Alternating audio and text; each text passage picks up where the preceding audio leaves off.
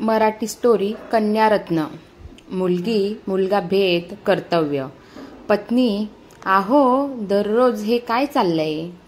पत्नी दररोज काय चाललंय हे.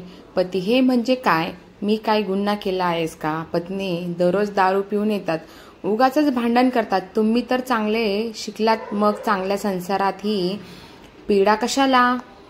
पती हे बघ राधा, आपल्या लग्नाला किती वर्ष झाली. पत्नी 20 वर्ष. पती तूच सांग, आपल्याला सारख्या पोरीच होतात, आपल्याला वंशाला मुलगा हवा की नको. पत्नी मग मुलगी वंशाचा दिवा नाही का. पूर्वीचे जुने विचार सोडा, परिस्थिती आता बदलत चालली आहे. आता मुलगी ही वंशाचा दिवा आहे. आपण शिकलो की नाही मुलगा मुलगी समान आहे म्हणून, मग भेद का करायचा. मुली आता चंद्रावर जाऊन आल्या, मुलाप्रमाणे त्याही पुढे गेल्या आहेत. काही मुली तर आई वडिलांना म्हातारपणाचा आधार झाल्या आहेत. आई वडिलांची सेवा त्या करत आहे. पती पण आपले भाऊबंद नातेवाईक आपल्याला अप्रत्यक्ष टोचून बोलतात, त्याची तोंडे कोण बंद करणार. म्हणून मी टेन्शनमध्ये दारू पितो. पत्नी आहो ते असुशिक्षित आहेत, त्यांच्याकडे दुर्लक्ष करा. मुलगी किंवा मुलगी व्हावी हेच आपण ठरवायचे नाही. मुलगा व्हावा हेच आपण ठरवायचे नाही. निसर्गाने जे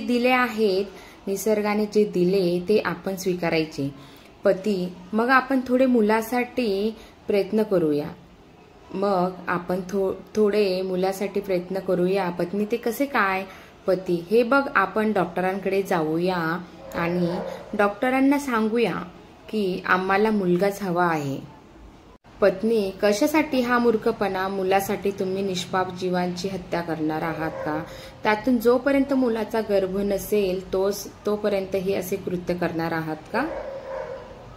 देव सुद्धा आपल्याला 7 पिढ्यांना माफ करणार नाही. आणि जे काय पाप आपण करणार